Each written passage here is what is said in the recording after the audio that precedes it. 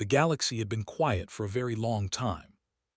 3,000 years to be exact. 3,000 years of no wars, no invasions, no fleets crossing borders with weapons ready. The Galactic Conclave, a union of over 200 species spread across hundreds of star systems, had kept the peace for all that time. It was their greatest achievement, their proudest moment. Every species in the conclave learned about it in their schools. Every child of every race grew up knowing that war was something ancient, something buried, something that belonged to a darker and more ignorant time. They were proud of that peace, and they had every reason to be. But peace, like most beautiful things, is fragile. And on the 412th day of the conclave's 3,000th year of unity, something broke it. It started with a signal. Deep in the monitoring station orbiting the cold gas giant Varath 9, a young Ithene communications officer named Selara was doing her routine shift check. The Ithene were a thin, pale species with large silver eyes and long fingers built for precision work. Selara had been stationed at Varath 9 for 2 standard years. It was a quiet posting. Nothing ever happened at Varath 9. That was exactly why she liked it. She was reviewing automated frequency logs when the board lit up. Not one alert, not two. Every single monitoring frequency along the outer rift, the vast, collapsed region of space that marked the far edge of conclave territory, went active at the same time. Selara sat up straight. Her silver eyes moved fast across the data. Ships, hundreds of them, then thousands. Then the computer stopped counting individual contacts and simply displayed a single word in large red letters across her screen. Armada. Her hands moved without her thinking. She opened the emergency channel to Conclave Central Command and reported what she was seeing. The officer on the other end of the line went silent for several seconds. Then she heard him call out to someone in the background. Then more voices. Then an alarm she had never heard before, a deep, low tone that rolled through the station like a wave of cold water. Within the hour, the signal had gone out across the entire conclave network. Every inhabited system, every station, every colony, every ship received the same emergency broadcast. The message was simple and terrible. The Vreth Dominion had broken the silence accord. The Obsidian Armada was moving. Most species in the conclave had heard of the Vreth Dominion the same way children hear about monsters, as something from old stories, something sealed away and distant. The Vreth were an ancient warrior civilization that had existed long before the conclave was formed. They had once swept through entire star systems like fire through dry grass. Dozens of species had been crushed under their advance before the Great Peace was negotiated 3,000 years ago. The Silence Accord had sealed the Vreth beyond the outer rift, and for 3 millennia they had stayed there. But the accord had expired, its terms had run their course, and the Vreth apparently had been waiting. Across the conclave, the reaction was immediate and it was not good. On the forest world of Seth Minor, the ruling council declared a state of emergency and began moving civilians underground. On the ocean stations of the Pelari Collective, administrators started transmitting formal letters of surrender to Vreth frequencies before the Armada had even fully cleared the rift. On the Conclave's central hub station, a massive, spinning structure called the Assembly Ring, ambassadors and representatives from dozens of species gathered in emergency session and immediately began arguing about what to do, which mostly meant arguing about whether to flee or to beg. No one used the word fight, it simply did not come up. War had been gone for 3,000 years. The Conclave had no military. It had peacekeeping units, small, lightly armed ships designed to handle the rare piracy incident or border dispute, but a standing military force, an army, a fleet built for actual war. Nobody had that. Nobody had needed it. The very idea felt strange and old-fashioned, like carrying a weapon to a diplomatic dinner. Selara was still at her monitoring station when the emergency broadcast went out across all conclave channels. She was meant to route it only to the primary member systems, the big ones, the long-standing members, the ones that had been part of the conclave for centuries. But Selara was stressed. The alarms were still going. More Vreth ships kept appearing on the long-range scans. Her fingers moved too fast across the routing panel. She sent the broadcast to every registered member on the list, including one entry near the bottom, a species that had only joined the conclave 47 years ago, a small, young civilization from a single planet in a quiet, unremarkable corner of the Orion Arm. The conclave registration file for them was thin. They had been assessed as a Level 2 civilization, spacefaring, but not significantly advanced. They had no notable military history on record. They had no colonies of note. They were, in the polite language of conclave bureaucracy, a developing member with limited strategic value. Their planet was called Earth. Selara did not think much of the routing error. She had bigger problems. She flagged it in the log and moved on. 6 minutes later, Earth responded. The message came through on the standard conclave emergency channel, clear and clean, with no static and no delay. The translator system processed it into the conclave common tongue without difficulty. It was short, very short. Transmission received. We confirm the Vreth Armada signal. Please clarify, are we looking at 40,000 ships or is that a sensor artifact? Also, define the current threat timeline. Are they weeks out or days? Selara stared at the message. She read it 3 times. No panic. No request for evacuation routes. No formal declaration of surrender. No lengthy plea for protection. Just a calm, flat, almost businesslike set of questions. The kind of message you might send if someone had told you a heavy rainstorm was coming and you wanted to know whether to bring an umbrella or a coat. She forwarded the message to the assembly ring without comment, mostly because she did not know what comment to add. At the assembly ring, the emergency session was already descending into chaos. The Pelari ambassador was arguing loudly that immediate mass evacuation was the only logical response. The Seth delegation was demanding that the conclave send envoys to the Vreth to negotiate new terms. The Harvan representative, a species of heavy, slow-moving creatures known for their careful thinking, had said nothing for 40 minutes and was clearly not planning to change that anytime soon. When Selara's forwarded message appeared on the main communication screen, the room did not quiet down immediately. It took the session moderator, a tall Ithene elder named Counselor Veth, nearly 2 minutes to get everyone's attention. Then he read the message aloud. The room went quiet. Not the quiet of calm, the quiet of confusion. "Who are the humans?" asked the Pelari ambassador, genuinely unsure. "They joined 47 years ago," said a junior conclave aide, checking her records quickly. "Single-planet civilization, Orion Arm, category level 2, no strategic designation." "They are asking about the threat timeline," Counselor Veth said slowly, as if saying it aloud would help him understand it better. "They are asking if 40,000 ships is a confirmed figure." "They sound calm," said the Seth ambassador, with an expression that suggested calm was the last thing he expected from anyone right now. "Should we respond?" asked the aide. Nobody answered for a moment. Then Counselor Veth, mostly because he felt something had to be done, and this at least was something, sent a reply. He confirmed the 40,000 ship count. He confirmed the Vreth Dominion's identity. He gave the estimated timeline, 11 days before the Armada would reach the first populated conclave systems. He included the casualty projections that had just been sent over from the Conclave Science Division. They were very large numbers.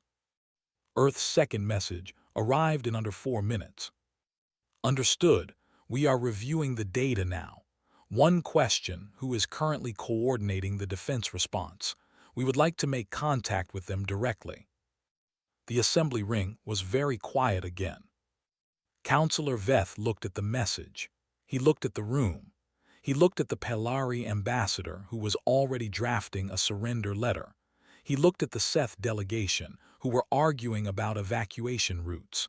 He looked at the Harvan representative, who had still not moved or spoken. Then he looked back at the message. Defense response. He typed back slowly, with the particular care of someone choosing words they never expected to need. There is no current defense coordination. The Conclave does not maintain military forces. We are assessing our options. There was a longer pause this time before Earth replied, long enough that Celera, still watching from her monitoring station, thought perhaps the humans had decided to stop responding. Perhaps they had looked at the casualty projections and done what every other species was doing. Perhaps they were already running. Then the third message came. Copy that. We will need to speak with your senior leadership as soon as possible. Please arrange a direct channel. We have some thoughts. Counselor Veth read it twice. Then he did something that surprised even himself. He felt, for the first time since the alarms had started, something other than fear. He was not sure what it was.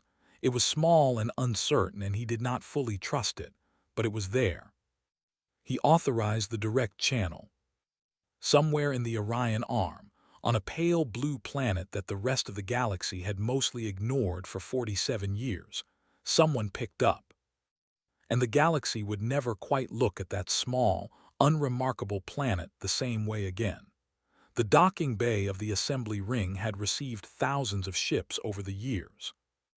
Diplomatic cruisers, science vessels, trade transports, the long, elegant passenger ships of the Pelari, the wide, slow cargo haulers of the Harvan. Every ship that came through was registered in the dock master's system under a known category, a clean, neat label that told the docking crew exactly what they were dealing with. The ship that arrived from Earth did not fit neatly into any category. The dock master, an older Ithene named Pale who had worked the assembly ring for 31 years, stood at the observation window and stared at it for a long time. It was not the largest ship he had ever seen. It was not the most impressive in terms of raw size, but there was something about the shape of it that made him uncomfortable in a way he could not immediately explain. It was built with clean, hard lines. There were no decorative elements on the hull, no aesthetic flourishes, no artistic markings of the kind most conclave species use to personalize their vessels. Every surface had a purpose. Every angle looked like it had been chosen for a reason. The ship looked, Pale thought, like it had been designed by someone who had genuinely considered the possibility of getting into a fight. He entered it into the dock registry under the category, Vessel, Purpose Ambiguous. The human ambassador came out of the docking tunnel alone.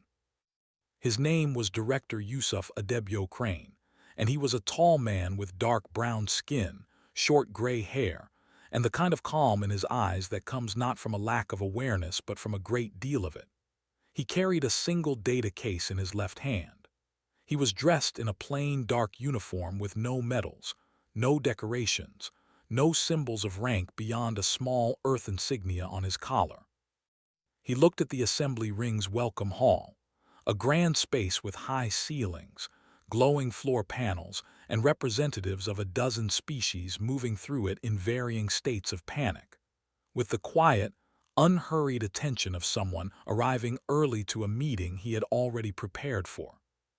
Counselor Veth met him personally. He had decided that was appropriate, given the circumstances. They exchanged formal greetings in the conclave common tongue, which Adebyo Crane spoke without an accent and without hesitation. Veth noted that. He also noted that the human did not ask about the casualties.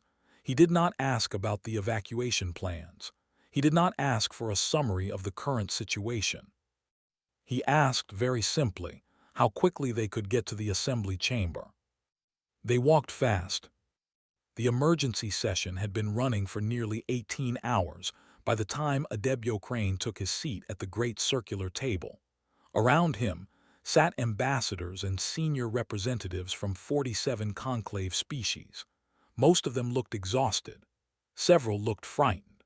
The Pelari ambassador had the hollow expression of someone who had already accepted a very bad outcome and was simply waiting for it to arrive. Adebyo Crane set his data case on the table and looked around the room without rushing. The Seth ambassador spoke first because the Seth always spoke first. He gave a long summary of the crisis, the Armada's size, the projected timeline, the defensive vulnerability of the core conclave systems, the casualty projections. He spoke well. He covered everything clearly. The data was accurate. The picture he painted was thorough and honest and deeply grim. When he finished, there was a heavy silence. Then Adebyo Crane said quietly, "Who is coordinating the defense response?" The Pelari ambassador made a sound that was the Pelari equivalent of a disbelieving laugh. "There is no defense response, Director. We have explained this. The Conclave has no military capacity. We are exploring diplomatic channels and—" "I understand that," Adebyo Crane said. He was not rude. He was not dismissive. He spoke the way someone speaks when they have already moved past a point and are simply checking that everyone else is ready to move past it too. "I am asking who is coordinating the defense, because someone needs to, and if no one is doing it, then we should start now because we have 11 days. Another silence, longer this time. "Director," said the Harvin representative, speaking for the first time in the slow and deliberate way that Harvin always spoke. "With respect, the Conclave has no military. We have no fleets. We have no weapons platforms. We have nothing to coordinate." Adebyo Crane nodded once. Then he opened his data case, placed a flat projection pad on the table, and activated it. The holographic display that came up above the table was large enough for everyone in the room to see clearly. It showed a star map, a wide section of the Orion Arm, Earth's corner of the galaxy. Spread across that map, marked in neat organized clusters, were fleet positions. Hundreds of them. Then the display zoomed out and there were more. And then it zoomed out again. The room was completely silent. "Earth maintains a standing military force," Adebyo Crane said. His voice was level and plain. "The Unified Earth Defense Command currently operates 9 active fleets. The 1st through 5th fleets are positioned in the inner systems. The 6th and 7th are on deep patrol. The 12th fleet is our rapid deployment force. The Rapid Strike Division operates independently of fleet structure. Total active warship count as of this morning is just under 14,000 vessels." Nobody spoke. He let them look at the display for a moment. Then he continued. "We also maintain 47 orbital defense stations, 312 autonomous weapons platforms, a standing ground force of approximately 22 million personnel, and a reserve force that can be mobilized within 72 hours. The Seth ambassador's mouth was open. The Pelari ambassador had forgotten, apparently, that she had been preparing to say something. The Harvin representative had stopped moving, which for a Harvin was a significant reaction. It was a younger Ithene delegate at the far end of the table who finally found words. "You how? You have been a conclave member for 47 years. You were assessed as level 2. How do you have—" She stopped, started again. "Where did it come from?" Adebyo Crane looked at her with an expression that was not unkind. "We built it," he said simply, "over a very long time." What he did not say in that moment, what he would explain more fully later to those who asked, was the longer answer, because the longer answer required some history. Earth had been contacted by the Conclave 47 years ago. At that point, humanity had already been spacefaring for several centuries. They had colonies on 4 worlds, stations on dozens more, and a military that had been built and tested and shaped by centuries of hard experience, not with alien enemies but with themselves. Humanity had fought its own wars, terrible ones. They had nearly destroyed themselves twice. They had come through those wars changed in ways that were not always visible on the surface. One of those changes was this. They did not believe, not truly, not in their bones, that peace was permanent. They hoped for it. They worked for it. They valued it deeply. But they also remembered at a level that was almost cultural memory now, woven into their institutions and their thinking, that peace required someone willing to defend it. When they joined the conclave, they had looked at the organization carefully. They had admired it, genuinely. The achievement of 3,000 years of galactic peace was astonishing to them, remarkable, something they deeply respected.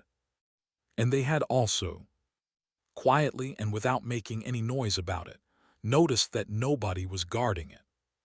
So they kept building. They kept training. They updated their fleets, upgraded their weapons, ran war games and tactical exercises and long-range threat assessments. They registered with the conclave, participated in trade and diplomacy and cultural exchange, and they said nothing about any of this because nobody had asked. Nobody had thought to ask. Back in the assembly chamber, Councillor Veth was the first to collect himself enough to speak in full sentences again. Director Adebio Crane, your forces, are you saying that Earth is prepared to? We are prepared to coordinate a defense, Adebio Crane said. Yes. Against 40,000 ships. There was a pause, not a long one. We would not be doing it alone, Adebio Crane said. We would need the conclave's full cooperation. Logistics support, system access, communications infrastructure, whatever non-combat assets your members can provide. We can handle the military coordination, but we need the conclave behind us. The Pelari ambassador leaned forward. Her earlier surrender letter was, apparently, still sitting in her drafting folder. She had not sent it. You are talking about actual war, she said. The word felt strange in her mouth, old, like something she had only read about. I am talking about defense, Adebio Crane said. There is a difference. We did not ask for this. We did not start this. But they are coming regardless of what we do. The only question is whether we meet them with something or with nothing. The room was quiet for a long time after that. Then Adebio Crane reached into his data case and placed one more item on the table. It was a simple communication device, already active, already connected. He had made a call before he landed. He had not waited for the conclave's permission, because he understood that waiting for permission when a clock was running was a habit that got people killed. I have already contacted Fleet Admiral Akafer, he said. She is being woken up. The 7th and 12th fleets have been placed on deployment readiness. We can have forward elements at the outer rift approach in 7 days. Councillor Veth looked at the communication device.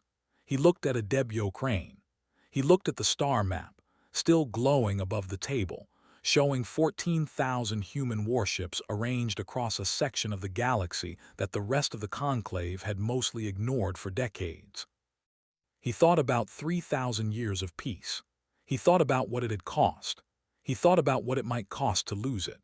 And he thought, with a feeling he had not expected, that perhaps they had been very fortunate that 47 years ago, a stressed young communications officer had routed a message to a small blue planet in the Orion Arm. What do you need from us? Veth asked. Adebio Crane picked up the communication device and stood up. Honest answers, fast decisions, and someone who makes good coffee, he said. We have a lot of planning to do. Outside, in the docking bay, the human ship sat quietly in its berth. Dock Master Pale was still looking at it through the observation window, still trying to work out what exactly it reminded him of. He finally decided. It reminded him of something that had been waiting, patiently and without complaint, for a very long time, for exactly the moment it was needed. Supreme Commander Kethvoreth stood at the front of his command bridge and looked at the stars ahead of him. He was a large creature, even by Vreth standards. The Vreth were built for strength, wide bodies, thick limbs, gray-black skin that was rough and hard to the touch, and eyes the color of deep amber that caught light in a way that made them seem permanently lit from within. Kethvoreth had commanded Vreth forces for over 60 years. He had crushed 2 border rebellions, dismantled a rival faction within the Dominion itself, and personally overseen the construction of the Obsidian Armada, the greatest military force the Vreth had assembled in over 1,000 years. He had spent 3,000 years waiting for this moment. Not personally, of course, but the Dominion had. The Silence Accord had been a wound in the Vreth national memory, a ceasefire forced upon them at a moment of temporary weakness, dressed up in the polite language of diplomacy. 3,000 years of sitting behind the outer rift, rebuilding, planning, perfecting. And now the accord had expired, and the Armada was moving, and the galaxy ahead of him was full of soft, peaceable species who had spent 30 centuries forgetting what war felt like. Kethvoreth was not a cruel being in the simple sense. He did not destroy for pleasure. He was a strategist, cold and careful, and in his view what was about to happen was simply the natural correction of a very long imbalance. The Conclave had built its peace on the assumption that the Vreth would stay away forever. That was not a strategy.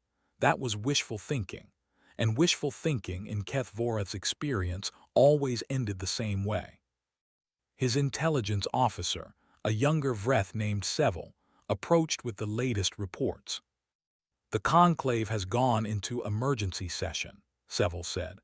"Multiple member species have already begun sending formal communications toward our frequencies, preliminary surrender signals from at least 7 systems." Kethvoreth made a low sound of acknowledgement. He had expected that. The Conclave species were not fighters. They had not been fighters for a very long time. Fear was a language they would understand quickly. "Anything unusual?" he asked. Seville hesitated for just a moment. It was a small hesitation. Kethvoreth noticed it. "There is one item," Seville said. "A minor Conclave member, a species called humans. Single-planet civilization, Orion Arm, Category Level 2 designation. They received the emergency broadcast and responded within minutes. Surrender communication." "No, Commander. They asked for clarification on the fleet count and the threat timeline." Kethvoreth looked at Seville for a moment. "Clarification." "Yes, Commander." "On the fleet count." They asked if 40,000 ships was confirmed or a sensor artifact. Kethvoreth was quiet for a few seconds. Then he made the Vreth sound that translated most closely to a dismissive exhale. "Inexperienced species. They do not understand what they are looking at." "That is the most likely explanation," Seville agreed. "Shall I flag them for priority assessment?" "No," Kethvoreth said. "A Level 2 civilization on the edge of the Orion Arm is not a variable worth spending attention on. We move on schedule." He turned back to the stars. He did not think about the humans again, not yet. At the rally point that Adebyokrane had designated in his first planning session with the Conclave, a stretch of empty space between the Harvan outer systems and the Rift Corridor, ships had been arriving for 4 days. They did not arrive the way Conclave ships arrived. Conclave vessels, when they gathered, did so in loose formations, their comm channels open and busy with conversation, their movements unhurried and social, as if the gathering itself was an event to be experienced. There was a warmth to it, even in emergencies, a sense of community. The human ships arrived the way tools go into a toolbox, efficiently, quietly. Each vessel moved directly to its assigned position and held there. No unnecessary chatter, no decorative formations. The fleet built itself like a structure being assembled by people who had done it many times before and knew exactly where each piece went. Representatives from 12 Conclave species were present at the rally point as observers. Most of them had sent their best ships as logistical support, supply vessels, medical transports, communication relays. They had very little else to offer, but they offered what they had without complaint.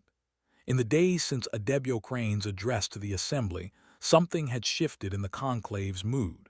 It was not confidence, not exactly. It was something smaller and more tentative.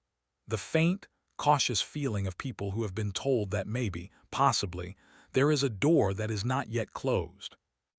Selara of the Ithene had requested a transfer to the rally point. Her supervisor had approved it without asking why. He had probably guessed why.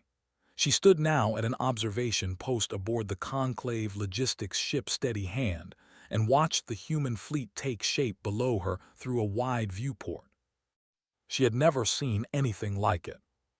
She had grown up learning that the galaxy was peaceful, that ships were for travel and trade and exploration, that weapons were relics of a more primitive time. Standing here, watching 14,000 warships arrange themselves into a formation she could not fully understand but which felt, even to her untrained eye, deeply purposeful. She found herself re-examining some of those lessons. Not because war was good. She did not think war was good. She thought it was terrible. But she was beginning to understand that the absence of war and the ability to defend against it were not the same thing. She had spent her whole career in the Conclave, and she had never once thought about the difference. Looking at the human fleet, she thought about it now, and the thought was uncomfortable in a way she suspected it was meant to be. The 7th Fleet arrived on the 4th day, led by a ship that the human registry listed simply as UESS Indomitable. It was a large vessel, longer than most of the others, its hull showing the small marks and repaired patches of a ship that had actually been used in the roles it was built for. It moved into position at the head of the fleet formation with the unhurried certainty of something that had been here before, or somewhere very much like here, and knew the ground. Fleet Admiral Amara Akefer had arrived. She was not what Selara had expected, though Selara could not have said clearly what she had expected. Akefer was a woman of medium height with close-cut gray hair and brown skin, weathered by decades of service. She moved through her ship with a quietness that was different from the quietness of fear. It was the quietness of focus, of someone whose attention was completely and permanently pointed at the problem in front of them. She held her first joint briefing with the Conclave Observer delegates on the 5th day. She did not use many words. She put the tactical map up, walked them through the geography of the Rift Corridor, explained the Vreth Armada's projected approach vector, and outlined the defensive plan in clear, plain terms. When the Seth Observer asked if the plan would work, she did not say yes. She said, "It is the best available option given the resources and the timeline. We will find out." The Seth Observer found this deeply unsatisfying. Selara found it the most reassuring thing she had heard in days. On the 6th day, new intelligence came in. A Conclave Deep Range probe that had been monitoring the rift sent back its final data packet before losing contact. The data was processed, and Akefer reviewed it alone first, then shared it with her senior staff, then shared a summary with the Conclave delegates. The Armada was 41,200 ships. The earlier estimate had been slightly low.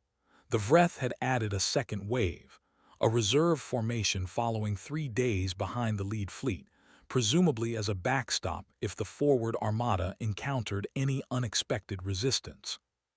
The Seth Observer, after seeing this new number, quietly went back to his quarters and was not seen for several hours. Most of the Conclave observers reacted with visible dread.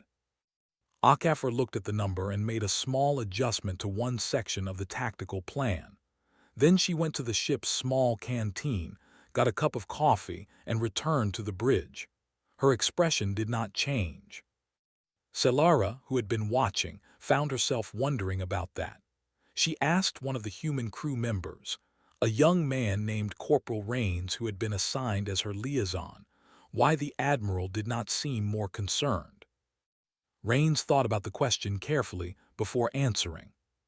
"She is concerned," he said. "She is very concerned, but concern and panic are different things. Panic makes you smaller. Concern just means you are paying attention." Selara thought about that for a long time. On the 7th day, a Vreth long-range probe entered the rally point scanner range. It was small and fast, a dark little machine designed to move through space quietly and record whatever it found. The humans detected it immediately. They did not destroy it right away. They let it sit at the edge of scanner range for 47 minutes, watching. Then Akafir gave a single short order. One of her weapons officers executed it, and the probe went dark. But not before it had sent its data home. Somewhere beyond the outer rift, in the amber-lit command bridge of the Vreth flagship, Seville placed a data file in front of Kethvorath. "The probe's last transmission," Seville said, "from the coordinates the conclave species have gathered at." Kethvorath opened the file. He looked at the fleet strength data. He looked at the formation analysis. He looked at the ship classification breakdown: warships, not transports, not science vessels, not the lightweight peacekeeping craft the conclave normally operated. He read the species designation attached to the fleet ownership data. Human Earth, Orion Arm, Category Level 2. He stared at that last part for a moment. Category Level 2. Then he read the fleet count again. He looked at the weapons platform designations. He looked at the formation shape, not defensive, not a protective screen around civilian vessels. An offensive arrangement. The formation of something that intended to move forward, not hold back. Kethvorath sat very still for a long time. Then he said quietly, "Get me a full historical file on the humans." Seville moved to do so. The file, when it arrived, was thinner than Kethvorath would have liked. The Conclave's own record on humanity was limited, and the Vreth's independent intelligence on the species was almost nothing. They had barely rated a footnote in the Dominion's threat assessment catalog. But there were fragments, old trade records, early Conclave communications, and one brief internal Conclave Science Division report filed about 30 years ago under a category marked Behavioral Anomaly, Low Priority. The report noted that humanity, uniquely among recently admitted Conclave members, had voluntarily submitted documentation of their own military history as part of their membership application. Most species did not do this. Most species, when joining the Conclave, presented their cultural achievements, their scientific work, their artistic traditions.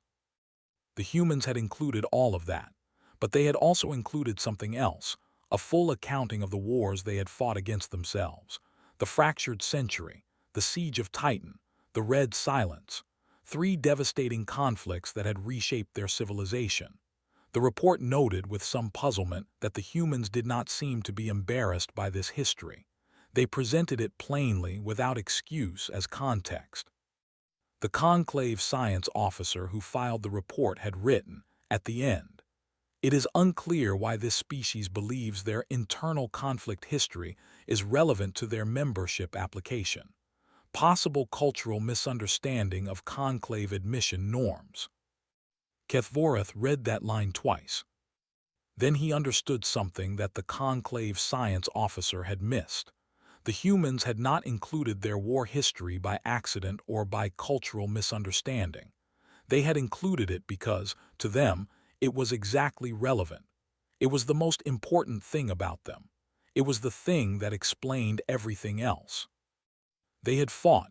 They had lost terrible things. They had rebuilt. They had learned not to stop fighting but to fight better, to prepare harder, to never again be caught without options. And then they had joined a peaceful galactic civilization and quietly, patiently, without saying a word to anyone, kept right on preparing. For 11 days before this moment, Kethvorath had not thought much about the humans. He thought about them now. "Adjust the forward formation," he said to Seville. "I want additional shield coverage on the lead ships, and I want hourly updates on the human fleet positions." Seville noted the orders. "Do you want to revise the timeline, Commander?" Kethvorath was quiet for a moment. Outside, the rift corridor stretched ahead of them, and beyond it, the Conclave. And somewhere in that space, a fleet of 14,000 ships built by a species that everyone had overlooked was waiting. "No," he said, "we move on schedule." He said it with the same confidence he always used. But Seville, who had served under him for 20 years, noticed something that had not been there before. He said it slightly more carefully than usual. The outer rift was not a pleasant place. It was a region of space where the normal rules bent slightly, where collapsed stellar remnants had warped local gravity into unpredictable currents, where background radiation made long-range scanning unreliable, and where the paths between systems narrowed into a handful of navigable corridors, like rivers forced through canyons. Ships could cross the rift if they knew the routes, but those routes were fixed, predictable. A fleet moving through the rift had to follow the corridors, and in the corridors you could not spread out. You came through in stages, in columns, in waves. Fleet Admiral Amara HFY had spent a great deal of time studying this. She had spent the 7 days of transit to the rally point reading every piece of information the Conclave's archive held on the Vreth Dominion. Military history, tactical records, the accounts written by species that had faced the Armada in the old wars before the Silence Accord. Most of it was 3,000 years old, but tactics rooted in geography did not age the way other things aged. The rift had not moved. The corridors were the same. And the Vreth, who had always won by overwhelming force and raw numerical superiority, had never had to develop particularly complex tactical thinking. When you could hit something with 40,000 ships, you did not need to be clever about it. Cleverness was the thing HFY intended to offer instead. She stood at the main tactical display on the bridge of the UESS Indomitable and looked at the map she had been building for days. The lead elements of the Vreth Armada were 8 hours from the rift mouth, the point where the main corridor opened out into conclave space. That was where HFY intended to meet them. Not on the conclave side, on the rift side. The conclave observer delegates had reacted to this part of the plan with significant concern. The standard logic of defense was to let the enemy come to you, to fight on ground you controlled, to protect the systems and populations behind you. Going into the rift, into that strange, signal-scrambling, gravity-shifting corridor, to hit the Armada while it was still in transit was not the standard logic. It was, however, the only logic that gave them a chance. In open space, their numbers overwhelm us, HFY had explained to the delegates, using the same calm, plain voice she used for everything. 40,000 ships against 14,000 is a loss, not a close one. In the corridor, their formation is compressed. Their flanks are blind because the rift walls block sensor reach. Their rear can't push forward to support their front because the corridor won't permit it. They stop being 40,000 ships, and they start being a much smaller number fighting in a very small space. She had paused and then added, "They have never been hit in the corridor. In 3,000 years of military history, no enemy force has ever moved against them during a rift transit. Every opponent has waited for them on the other side." The Harvan observer had been quiet for a moment. Why has no one done this before? Because it requires going toward the Armada, HFY said. Most species, understandably, prefer to go in the other direction. That had ended the questions.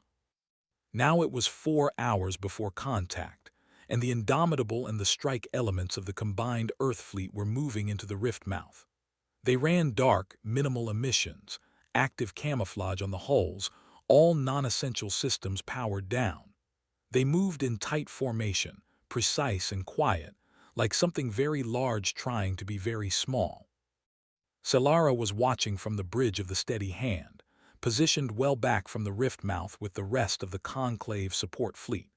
She had a tactical feed open on her screen, a simplified version of the battle display that HFY's team had shared with the observers. She watched the blue markers of the human fleet move into the rift and then, one by one, go dark as their camouflage engaged. She realized she was holding her breath and made herself stop. Corporal Rains was standing nearby. He was not watching the screen. He was looking at the rift itself through the viewport, at the strange, faintly glowing edge of it where compressed space met normal space in a shimmer of refracted light. His expression was difficult to read. Selara had come to notice that the humans around her had a particular face they wore in moments like this.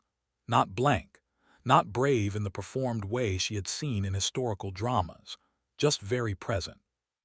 As if the moment required all of them, and they were giving all of themselves to it without complaint. "Are you afraid?" she asked him. He looked at her. "Yes," he said. "But you are staying." "That's what afraid means when you've trained for something," he said. "It means you're paying attention." Inside the rift, the Vreth Armada moved forward. Keth Voreth was on the bridge of his flagship, the Dominion's Fist, watching the corridor walls on the main screen. He had moved the formation as tight as the corridor would allow. He had added the additional shielding to the forward elements that he had ordered days ago. He had done what he could to adjust for the intelligence the probe had sent home. He had not, however, seriously believed that the enemy would come to him. No one ever did. The first alert came from the forward sensor array, a brief spike of energy that the system initially flagged as a rift interference artifact. The sensor officer called it out. Keth Voreth looked at it. Seville looked at it. It was not a rift artifact. The second alert came 2 seconds later, then 12 more in the next 4 seconds. Then the display stopped counting individual contacts and showed a solid wall of energy signatures directly ahead of the lead Vreth formation, close, very close, and moving. "Enemy contact," the sensor officer called out, and his voice had in it the particular note of someone reporting something they had not believed possible until this exact moment. HFY's strike fleet hit the lead elements of the Armada at a range so close that half the standard weapon calibrations had to be overridden, because the targeting systems had not been designed to operate at that distance. This was intentional. Close range neutralized the advantage of the Vreth's longer-range heavy weapons. It turned a fleet engagement into something closer to a knife fight, and in a knife fight, surprise and preparation mattered more than numbers. The first 6 minutes of the battle were the most important. HFY had drilled her crews on exactly those 6 minutes for the entire transit to the rally point. Strike fast, hit the formation cohesion first, separate the lead ships from the main body, create confusion in the Vreth command structure. The corridor walls amplified every explosion, light and heat and pressure bouncing off the compressed space on both sides, making the chaos feel larger and louder than it already was. The Vreth lead formation broke. Not completely. The Vreth were experienced fighters and their ships were genuinely formidable. But they broke in the sense that matters first in a battle. They stopped moving forward with confidence and started reacting instead of acting. And while they were reacting, HFY's second phase began. The Vreth ships that pushed through the initial strike emerged from the rift mouth into open space, expecting to find the Conclave support fleet waiting in the conventional defensive position. Instead, they found the doormat. That was what HFY's crew called it, with the particular human talent for giving mundane names to terrible things. 3 weeks before the battle, automated deployment ships running ahead of the main fleet had seeded the space beyond the rift mouth with 712 autonomous defense platforms, small, dark, independently targeted weapon stations that had been sitting quietly in the dark ever since, waiting. They had no crew. They needed no orders once activated. They simply identified Vreth ships and engaged them, one after another, with the patient and unhurried efficiency of machines that did not get tired and did not feel afraid. The Vreth ships that broke through the rift mouth found themselves not in open space, but in a maze of fire they had not known existed. Keth Voreth understood in the first hour of the battle that he had made an error in his assessment, not a catastrophic error, not yet a fatal one, but a real one. He had looked at the human fleet data and seen numbers, 14,000 ships against 40,000. He had done the mathematics of force multiplication and found them insufficient. He had not, because he had not thought he needed to, looked further. He had not asked how those 14,000 ships were organized, or what doctrine they followed, or what kind of thinking sat behind their deployment.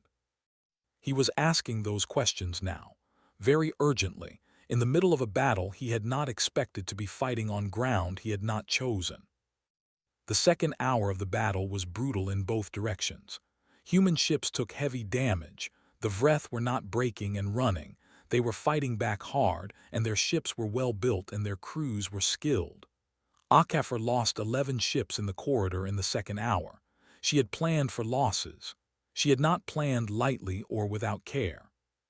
But she had planned with clear eyes, which meant she had planned knowing that some ships would not come back, and she had organized the fleet so that those losses did not break the overall structure.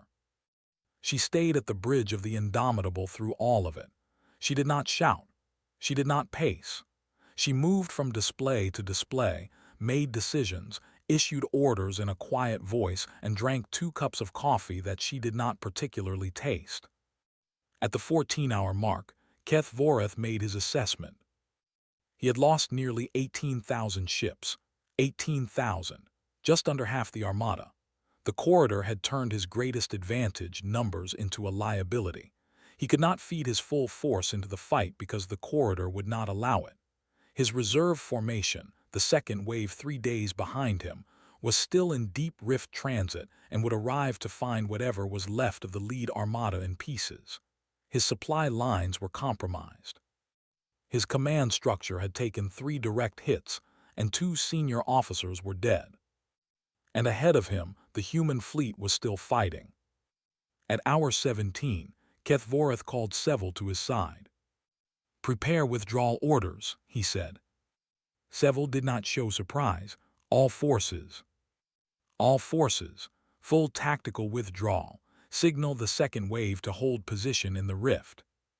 "Commander, shall I compose a communication to the conclave?" Keth Voreth was quiet for a moment. He looked at the tactical display. He looked at the numbers on it, his numbers, shrinking, and the human fleet's numbers, smaller but holding. "Not yet," he said. "Get me distance first." At hour 19, the Vreth withdrawal was underway. The Obsidian Armada, the force that had ended the 3,000-year peace, that had made 200 species across the galaxy reach for evacuation plans and surrender letters, was retreating back through the outer rift. On the bridge of the Steady Hand, Selara watched the tactical display in silence. The Vreth markers were moving backward. The conclave support fleet around her had gone very quiet, not the quiet of fear this time. A different kind of quiet. The kind that comes when something you did not fully believe was possible has just happened in front of you. Corporal Rains, standing nearby, let out a very slow breath. It was not quite a sigh. It was the sound of someone who had been holding something tightly for a long time and was, very carefully, beginning to let it go. On the Indomitable, Fleet Admiral HFY received the withdrawal confirmation and stood at her bridge for a long moment without speaking. Her crew around her were beginning to exhale, to exchange quiet looks, to allow the first careful edges of relief into their expressions. HFY looked at the tactical display. She looked at the empty space where 40,000 ships had been moving and were now retreating. Then she said, to no one in particular, in the same quiet voice she used for everything, "Begin damage assessment. I want full casualty reports in 20 minutes, and get engineering teams to the corridor. I want the doormat platforms recovered where possible." She picked up her coffee cup. It was empty. "Someone," she said, "please make more coffee." Outside the viewport, the rift mouth was quiet. The light of distant stars came through it, steady and cold and unchanged, as they had been for 3,000 years and would be for 3,000 more. The battle was over. The silence after the battle was different from the silence before it. Before, the silence had been the silence of fear, of 200 species holding their breath, waiting for something terrible to arrive. After, it was the silence of people who had expected to be destroyed and were not quite sure, yet, how to exist in a world where that had not happened. It was a stunned silence, a disbelieving silence, the kind that settles over a room when the news is better than anyone allowed themselves to hope. The conclave emergency channels, which had spent 11 days carrying an endless stream of casualty projections and evacuation schedules and careful diplomatic surrender language, went quiet for several hours after Akhafer's withdrawal confirmation was broadcast across the network. Then slowly, the messages started coming back in, but different ones. Shorter, simpler. Most of them were variations of 3 words. Is it true? Counselor Veth confirmed it himself personally in a system-wide broadcast from the assembly ring. The Vreth Armada had withdrawn. The rift mouth was clear. The conclave systems were intact. He kept the statement factual and short because he was not yet sure what else to say, and he did not want to say something wrong in a moment that felt, in ways he was still processing, historic. He did not say the word victory because he was not certain it was the right word. He did not say the crisis was over because he was not certain of that either. What he said was, the immediate threat has been answered. The conclave stands. It was enough. For that moment it was enough. Deep in Vreth space, the withdrawal was not yet complete. Kethvoreth sat in his private quarters aboard the Dominion's Fist for a long time after issuing the retreat orders. He was not a being who had much practice with the experience he was currently having. Defeat was not a word that appeared often in the Vreth Dominion's internal vocabulary. It was not a state they had rehearsed. The Dominion's history was written in advances and conquests, and the 3,000 years behind the Silence Accord had been framed, always as a pause, a strategic patience, not a failure. What had happened in the Rift Corridor was not easy to frame. 18,000 ships, gone. Nearly half the Obsidian Armada, the force built over 3,000 years of waiting, dismantled in 19 hours by a species that the Dominion's own intelligence had categorized as a Level 2 civilization of no significant strategic concern. Kethvoreth was not a man who made excuses. He had made an error. He had looked at the human fleet's numbers and stopped looking. He had not asked the deeper questions. He had treated the unknown as the irrelevant, and the unknown had turned out to contain 14,000 warships and a fleet admiral who had hit him in the only place where his numbers did not protect him. He spent a long time alone with that. Then he called Seville in and dictated a message, not to the Conclave, not yet, but internally to the Dominion High Council. The message was honest, which was not an easy thing to write. He laid out what had happened, what he had failed to assess, and what he now believed. The council would not be pleased. There would be political consequences. He accepted that as the cost of the truth. The last section of the message was the part that cost him the most to write. It was his tactical recommendation going forward. The conclave species have, for 3,000 years, maintained peace through disarmament. This assessment was the foundation of our strategic planning. It is no longer accurate. An unknown variable, a single member species we failed to evaluate, has demonstrated military capacity and tactical innovation that this armada, at its current strength, is not equipped to overcome without significantly greater losses than the Dominion can sustain at this time. It is my professional assessment that a second attempt against a prepared and now allied human defensive force, without substantially revised tactics and substantially greater force, would result in catastrophic outcomes for the Dominion. I recommend strategic suspension of the current campaign pending full reassessment. He sent the message and did not wait for a reply. Then he sat at his desk for a while longer, thinking about the probe's data, thinking about a ship called Indomitable, thinking about 14,000 ships that a civilization no one had paid attention to had built in 47 years of peaceful conclave membership, quietly, on the galactic fringe, without saying a word to anyone. He found himself, against his instincts, feeling something close to a reluctant respect, not for what had been done to him, but for the kind of thinking it represented, the long patience, the preparation that expected nothing in return but the readiness itself. In a strange way, it was the most Vreth-like thing he had ever encountered outside the Dominion. He did not say this to anyone. But he thought it.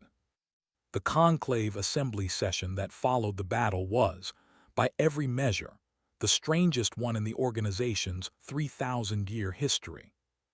It had started as an emergency session. It continued as a debrief. It turned into something harder to categorize, a kind of collective examination that the conclave had never had reason to do before. Director Adebio Crane attended. He had come directly from a communication with Akafor and had not slept in 31 hours, but he did not look it, because he had long ago learned to set aside how he looked and focus on what needed to be done. The questions came from every species at the table. Most of them were about the battle itself, the tactics, the weapons platforms, the corridor strategy. A few were more uncomfortable questions, the kind that took more courage to ask because they pointed inward rather than outward. The Harvan representative, who had spent the entire crisis in careful silence until now, asked the one that Adebio Crane had been expecting. Director, you built your military in secret. You maintained it quietly for 47 years without disclosure to the conclave. You had the capacity to wage war in a galactic community built on peace. Were we wrong to trust you? The room was very still. Adebio Crane looked at the Harvan representative for a moment. He did not rush his answer, because the question deserved not to be rushed. That is a fair question, he said. I will give you an honest answer. We did not hide our military because we planned to use it against the conclave. We never intended harm to any member species. You can look at 47 years of our behavior as a member and find no action that contradicts that. We maintained our defense capacity because our history taught us that the intention to be peaceful does not protect you from those who are not. The conclave is not wrong to ask the question. But I would ask the conclave an equal question in return. He paused. If Earth had disclosed its military 47 years ago, what would have happened? Silence. Then slowly, understanding crossed several faces around the table. You would have asked us to disarm, said the Seth ambassador quietly, not accusingly, just stating the fact. It is the conclave standard for membership, Adebio Crane said. Disarmament, peaceful intent. We agreed with the peaceful intent. We could not in good conscience agree with the disarmament. So we said nothing and we participated in everything the conclave asked of us, and we hoped we would never need what we had built. He looked around the room. And then the Vreth came and we did. Another long silence. Counselor Veth was the one who spoke next. What you are describing, he said slowly, is a fundamental problem in the way the conclave was designed. We built our peace on trust and on the assumption that disarmament meant safety. But it meant safety because of the Silence Accord, which no longer exists. Without the Accord, our disarmament is not a sign of peace. It is a vulnerability. Yes, Adebio Crane said simply. Then what do we do? Adebio Crane had thought about this question for a long time, not in the last 11 days, for years. He had thought about it from the moment Earth joined the conclave, and he had looked at the organization's structure and seen the gap at its center. You do not all need to become what we are, he said. Most of you are not built for it, and there is nothing wrong with that. What you need is a different kind of partnership. Not every species maintaining a war fleet, but a framework, an agreement. Some members contribute defense capacity. Others contribute logistics, intelligence, resources. Everyone participates. Everyone has a stake. The peace becomes something that is actively held rather than passively assumed. He looked around the table. Peace has a price tag, he said. We have been paying it alone for 47 years. We would prefer to share the cost. It was not a dramatic speech. He did not raise his voice. There were no grand gestures. It was just a man who had not slept in 31 hours saying the most honest thing he knew in a room full of people who were finally ready to hear it. In the days that followed, delegations began approaching the Earth Mission office at the Assembly Ring. Not all of them, not even most of them, not yet. Change in large organizations is slow, and the Conclave was the largest organization in the galaxy. but some came. The Harvins sent their senior strategic advisor, a careful, thoughtful being who spent 12 hours in quiet conversation with Adebio Crane's team, asking detailed questions and saying very little himself. The Ithene sent a junior delegation that included, to Adebio Crane's quiet amusement, Solara herself, who had apparently decided that the communications desk was no longer where she was meant to be. The Seth, who had spent the entire crisis alternating between panic and diplomatic gestures, sent 3 separate delegations in the space of a week, each one asking different questions, as if they were trying to approach the subject from multiple angles simultaneously. Adebio Crane met with all of them. He answered every question honestly. He did not push.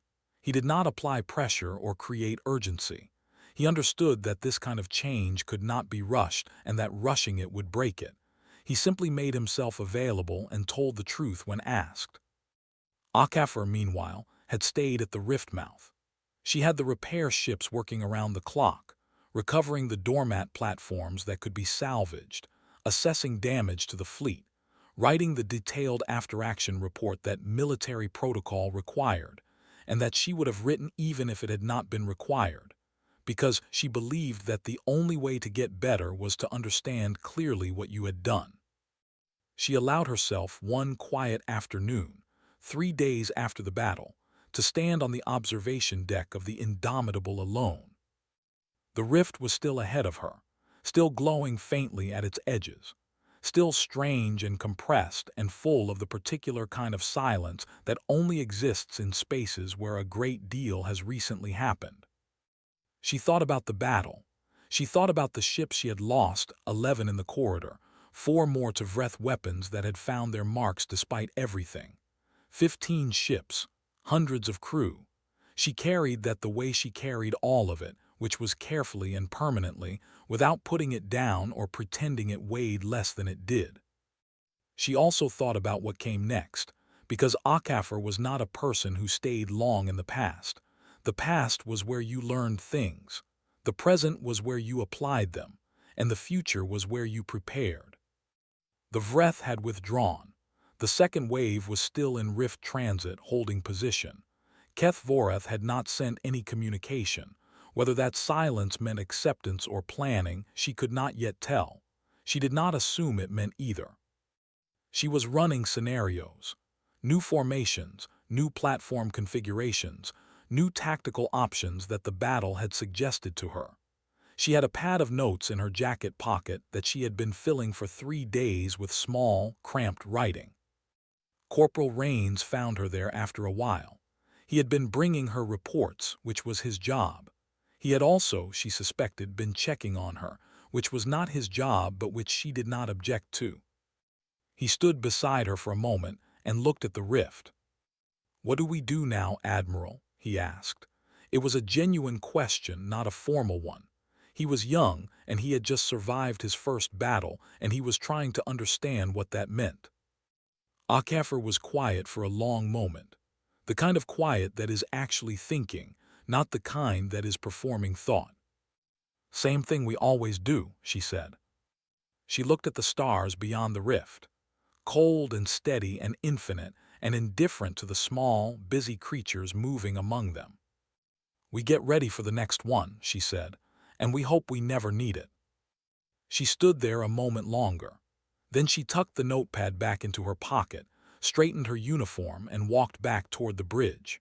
There were reports to review, plans to update, crews to brief, and a galaxy that had just learned something important about itself and would need some time to understand what to do with that knowledge.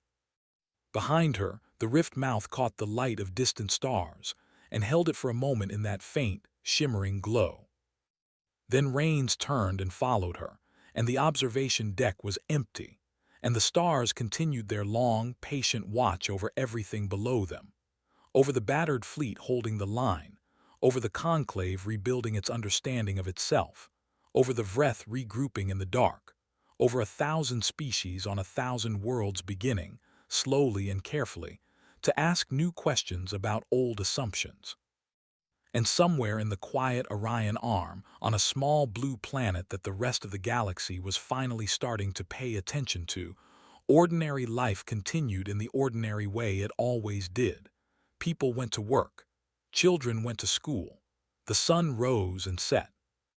The news carried the story of what had happened at the rift, and people watched it with the particular human combination of pride and sorrow and hard-won calm that comes from a civilization that has never quite forgotten what darkness looks like, and has never quite stopped believing that light is worth keeping on.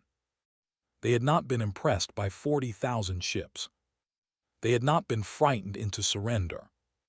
They had looked at the worst thing in the galaxy and said, quietly and practically and without any drama at all, "Tell us the timeline and we'll get to work." And that, in the end, was the most human thing of all.